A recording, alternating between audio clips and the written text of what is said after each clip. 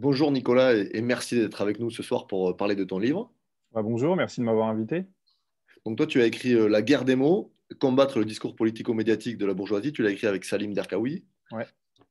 Moi, ma première question, c'est pourquoi ce livre, à qui il s'adresse et quel est son objectif?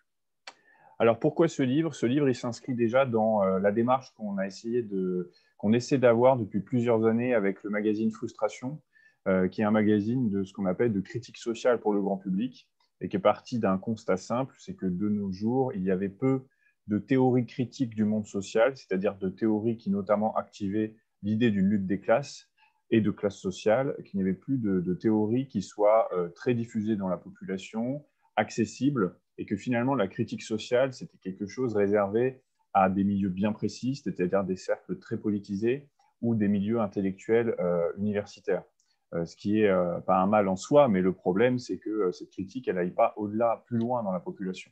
Donc nous, on travaille à ça depuis plusieurs années, et le livre, il s'inscrit dans cette démarche-là, c'est-à-dire qu'on s'est dit, on veut faire un livre qui parle de la lutte des classes sous l'angle des termes qui sont utilisés et qu'on entend tout le temps.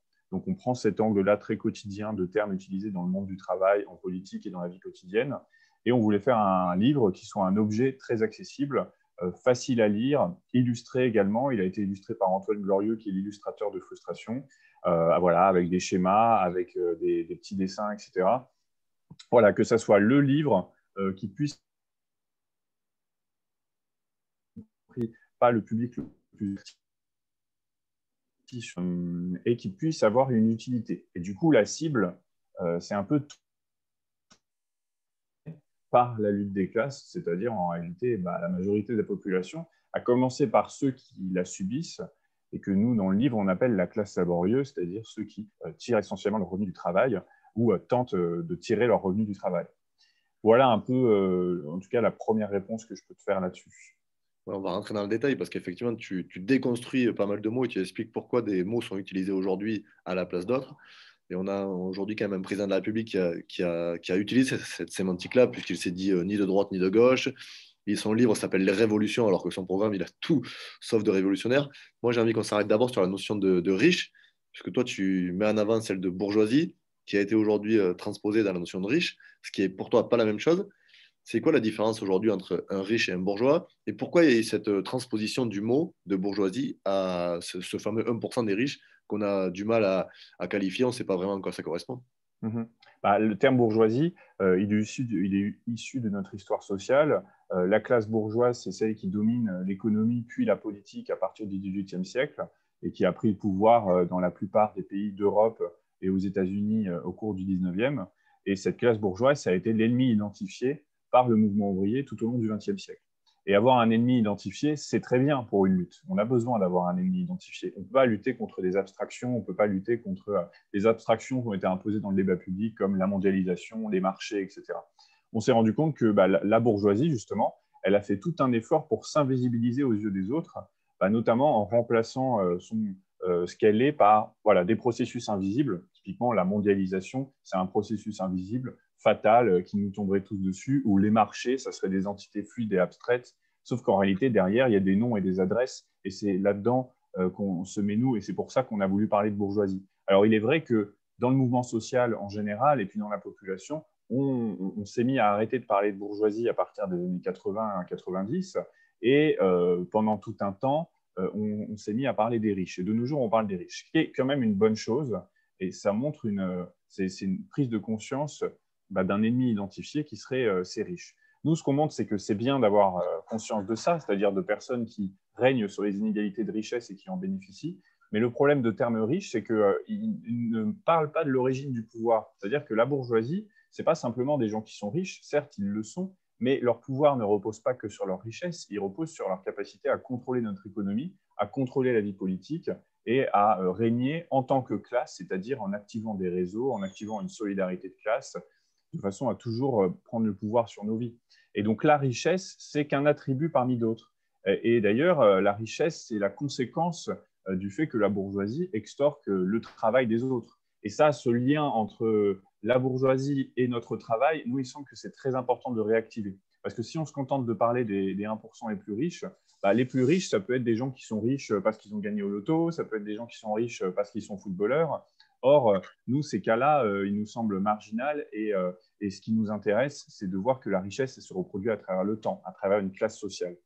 D'où l'intérêt pour nous de cesser de parler de riches. Nous, on appelle plutôt à cesser de parler de riches parce que ça ne montre pas vraiment l'origine du problème et ça ne montre pas vraiment à qui on a affaire, mais vraiment de parler de bourgeoisie. Est-ce que quelque part les Gilets jaunes, ils n'ont pas un peu réactivé ça parce qu'ils ont quand même dans leur manifestation ciblé des lieux de pouvoir importants, ciblé ces personnes-là, ils sont pas allés voir la personne qui a gagné au loto parce que ben voilà, elle a eu de l'argent parce qu'elle a gagné, mais ils ont vraiment ciblé ce cœur-là. C'est quand même un bon indicateur de la conscientisation de ce qui se passe.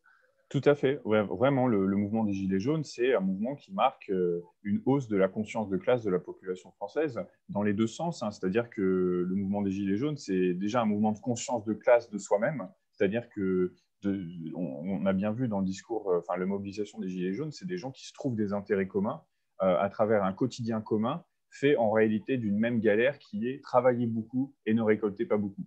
Ce qui est en fait la condition universelle de toute la classe ouvrière pendant le XXe siècle et des travailleurs au sens large de nos jours. Donc, c'était un moment très important pour ça, pour se fonder des intérêts communs et puis et sortir des divisions. Et puis, effectivement, comme tu dis, ça a été cibler les lieux de pouvoir là où ils sont. Donc, c'est la première fois en France depuis très longtemps qu'on a eu des manifestations qui s'en sont pris directement au lieu de pouvoir, là où est concentré en fait le pouvoir en France, qui est le pouvoir politique, économique et médiatique, le 8e arrondissement de Paris. Hein, c'est là où tout l'argent ruisselle, hein, tout l'argent du pays ruisselle là.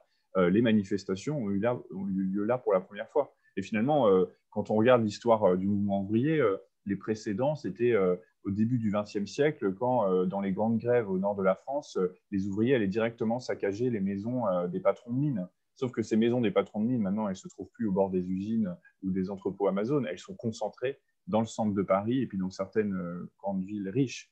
Et c'est une très bonne chose qu'ils s'en soient pris à ce groupe-là. Et je pense que ça a vraiment contribué à visibiliser pas seulement la richesse, mais tous les attributs du pouvoir qui font la classe bourgeoise.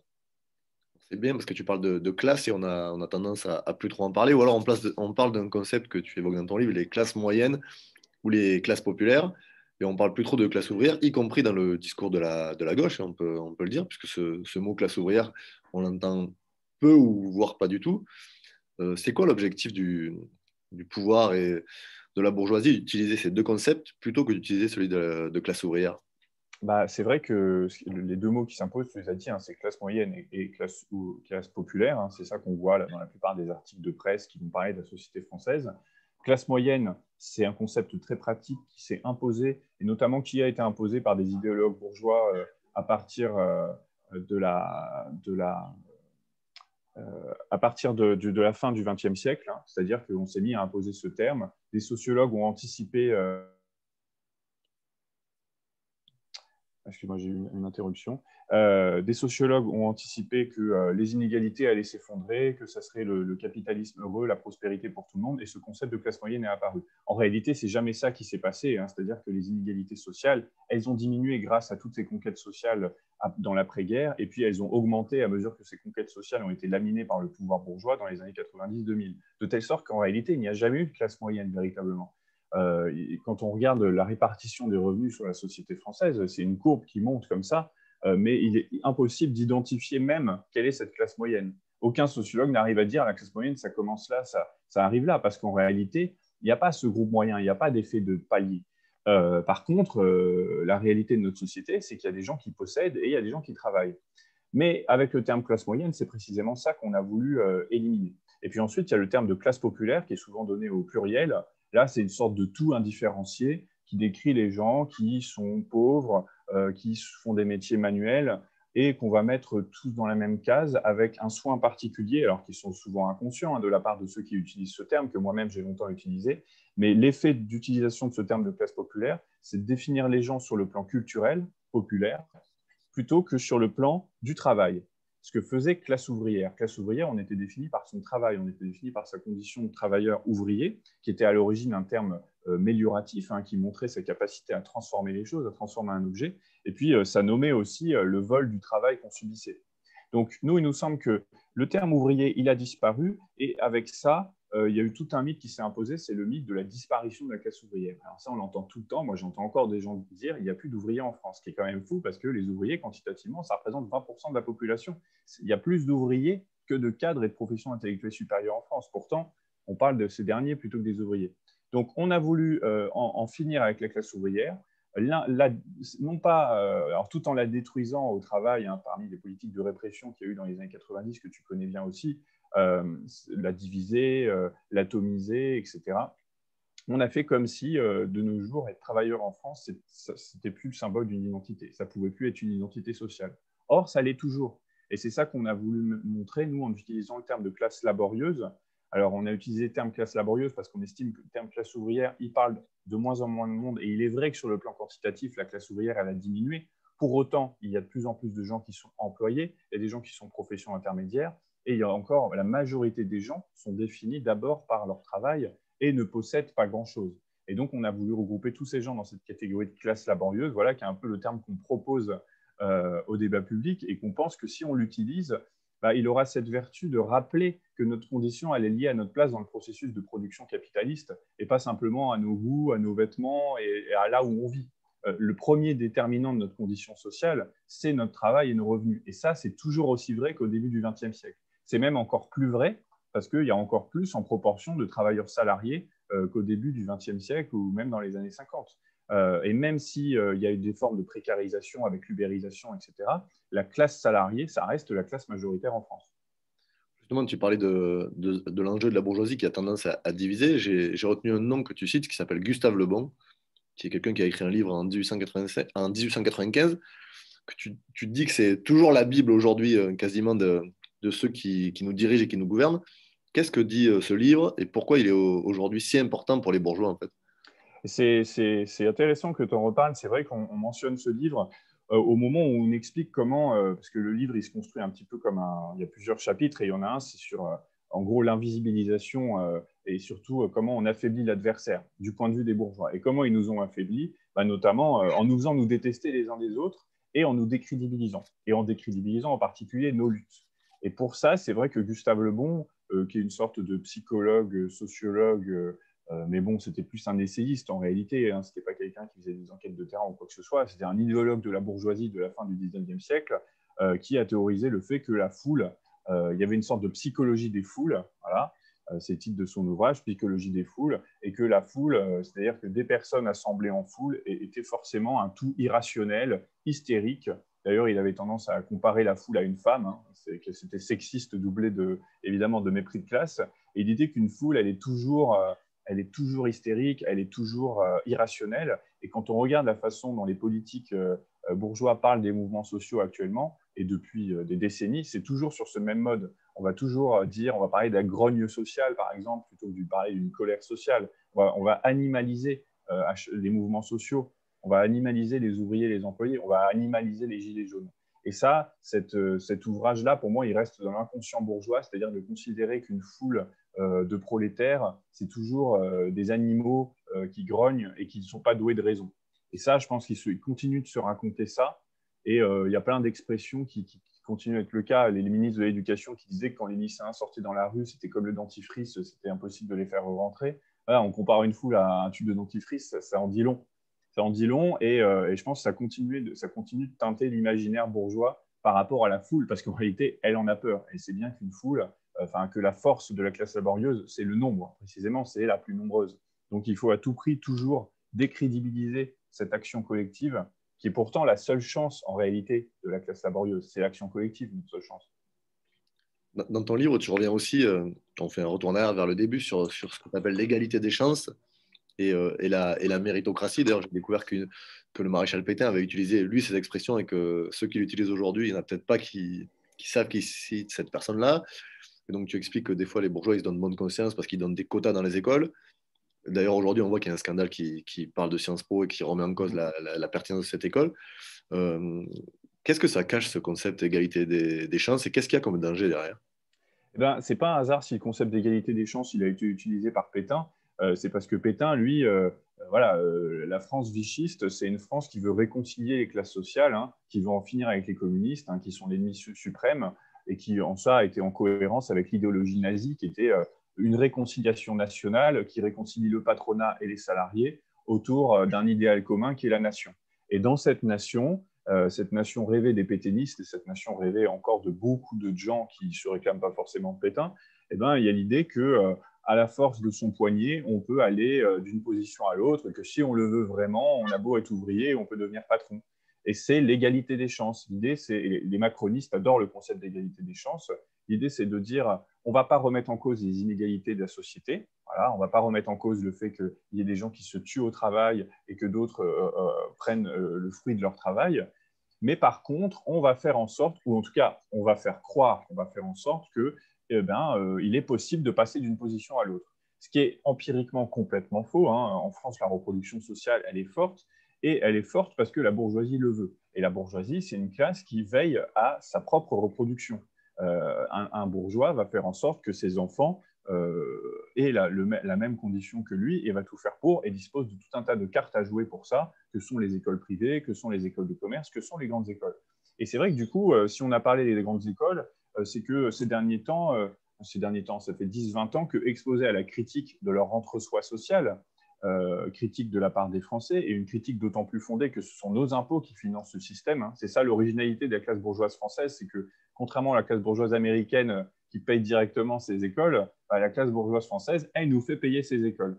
Et donc, on se retrouve, nous, simples contribuables, à payer le salaire d'un étudiant de Polytechnique, à payer les cours d'un étudiant Sciences Po, alors même que nos propres enfants, le plus souvent, n'ont aucune chance d'y arriver, parce que tout est fait pour. Ces écoles, elles ne sont pas faites pour qu'il y ait une égalité des chances. Elles sont faites pour que les places soient réservées aux mêmes. Mais c'est vrai que du coup, le procédé face à ces critiques, ça a été d'ouvrir une petite porte sur le côté, une petite porte de service destinée uniquement à quelques rejetons, on va dire, de la classe laborieuse qui, s'ils montraient patte blanche, s'ils montraient leur goût et leur enthousiasme pour les valeurs bourgeoises, pouvaient accéder à cette école-là. Et donc, ce processus-là a permis effectivement chaque année de faire entrer une poignée de membres de la classe laborieuse parmi le sein des seins des classes bourgeoises. Mais ce n'était pas du tout fait pour remettre en cause la reproduction sociale, c'est fait pour la justifier, pour la banaliser et montrer qu'elle est moins grave que prévu. C'est tout. Il y a même un élément dans ton livre qui m'a surpris. Tu expliques que la bourgeoisie, elle détourne même le système, des fois, où elle envoie ses enfants dans des collèges qui sont dits prioritaires pour leur permettre après d'accéder à ces classes-là. Oui, Ça, c'est faux. Hein. ça En paraît fait, les enquêtes sociologiques sur le système, alors ça, c'est le système de Sciences Po Paris, ont montré que ces passerelles ou ces dispositifs égalité des chances, en réalité, ils étaient progressivement trustés à nouveau par la bourgeoisie qui, du coup, faisait en sorte d'emmener effectivement ces enfants dans ce bon lycée, ce qui fait qu'il y avait une concession qui était faite, qui n'était pas allée dans le meilleur lycée, mais au moins avec des chances supplémentaires de réussir le concours. Et ça, la sociologie de Pierre Bourdieu, par exemple, le montre bien, et toute sa sociologie de l'éducation. Hein, ce qui permet à la bourgeoisie d'accéder toujours aux meilleures formations, c'est sa connaissance du système, sa connaissance intime du système qui lui permet du coup effectivement de toujours avoir la meilleure stratégie éducative possible. Il y a un sujet sur lequel tu parles dans le livre, tu travailles là-dessus, puisque tu es sociologue et je crois que tu conseilles dans des CSE, par exemple, Ouais. qui sont les comités socio-économiques. Et donc, tu parles beaucoup du travail, et on voit dans ton livre qu'effectivement, on ne parle plus aujourd'hui de salariés, on parle de collaborateurs, on parle de dialogue social, et voilà, on va y venir. On parle de projets sur les lieux de travail, on ne sait pas vraiment ce qu'on dit. Est-ce que pour aussi détruire les classes, modifier le langage dans le monde du travail, c'est un des moyens qu'utilise la bourgeoisie pour essayer de détruire tout ça et d'individualiser encore plus les gens? Oui, c'est totalement la stratégie, c'est-à-dire que ce qu'on observe à l'échelle de la société, hein, ce qu'on a décrit au début, dire classe moyenne plutôt que classe laborieuse, etc., ben, on assiste à la même chose dans les entreprises, et parfois même de façon beaucoup plus consciente. Hein, c'est-à-dire que vraiment, dans les entreprises, depuis 20 à 30 ans, vous avez des consultants qui sont spécialisés là-dedans, qui pensent ça bien en amont, de façon à garantir ensuite au service des ressources humaines des mots qui neutralisent le plus possible le conflit de classe, qui neutralise le plus possible l'opposition entre capital et travail, et qui font en sorte que tout le monde utilise ces mots-là.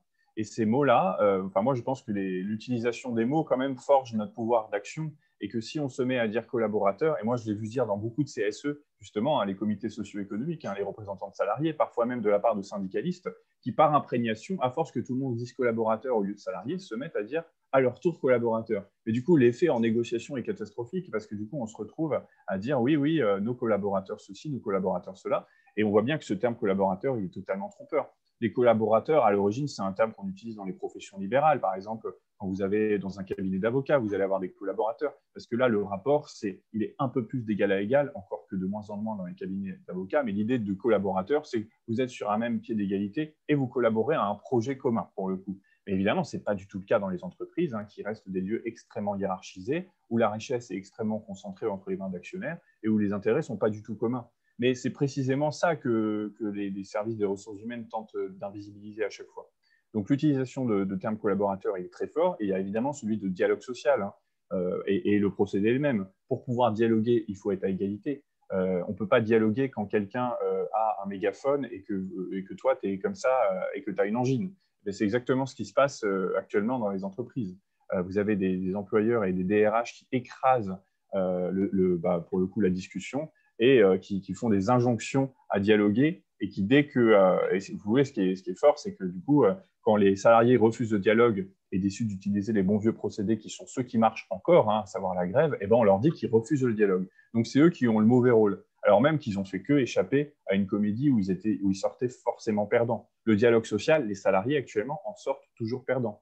Mais pour autant, là, je le vois dans le traitement médiatique de la vague de licenciements, les journalistes communiquent dessus tout de suite. Dès que Michelin annonce 2300 départs, soi-disant volontaires, j'aimerais bien savoir comment 2300 personnes vont partir de façon volontaire, il y a tout de suite des articles qui nous rassurent en relayant les éléments de langage de la direction et qui disent non, mais c'est bon, il va y avoir un dialogue social, tout le monde sera entendu. Comment on peut imaginer que de ce dialogue ressorte une solution positive pour les salariés? C'est impossible. Mais du moins, tout le monde feint de croire à cette fable-là. C'est intéressant ce que tu dis sur le mot collaborateur et que des syndicalistes en instance l'utilisent. Parce que moi, je l'ai vécu à la SNCF quand on parle d'usager et la direction, elle est tout le temps en train de dire client. Et des fois, on a des propos qui sont repris dans la bouche de cheminots, y compris syndicalistes, qui parlent de clients et plus d'usagers. Comment on fait, alors c'est une question pas simple, mais comment on fait pour arriver à reprendre la main sur ce langage-là? Parce c'est vrai qu'on est écrasé par un rouleau compresseur médiatique qui nous rabat des éléments de langage à longueur de journée. Et si on n'y prend pas garde, quelquefois, on les réutilise nous-mêmes. Oui, tout à fait. Et c'est pour ça que nous, dans notre livre, on ne donne pas des leçons. On ne dit pas à tous ceux qui utilisent collaborateurs, vous êtes des vendus, etc. On sait que ce processus-là, il arrive par imprégnation. Et puis aussi, comment s'en sortir? Comment lutter contre ces termes-là? Bon, nous, on essaie d'y contribuer, mais je pense qu'il faut qu'on lutte contre ces termes-là, pas tout seul. On lutte ensemble en partageant des idéaux communs et en ayant un vocabulaire commun. Et moi, je pense qu'il faut reforger un vocabulaire de lutte des classes que tout le monde puisse s'approprier et qui soit l'alternative à ce vocabulaire des dominants. Les dominants, des personnes qui sont payées à plein temps pour ça. Ils ont des think tanks, ils ont des cabinets de consultants dans les entreprises, c'est-à-dire des gens dont le métier est de penser le terme de demain qui fera qu'à terme, il y aura encore moins de conflits sociaux et il y aura encore plus de profit. C'est à ça que servent tous ces gens. Et nous, on n'a pas ces gens-là. On n'a pas ces gens-là, et puis surtout, cet effort de vocabulaire de lutte des classes, il a été un peu abandonné par tout le monde.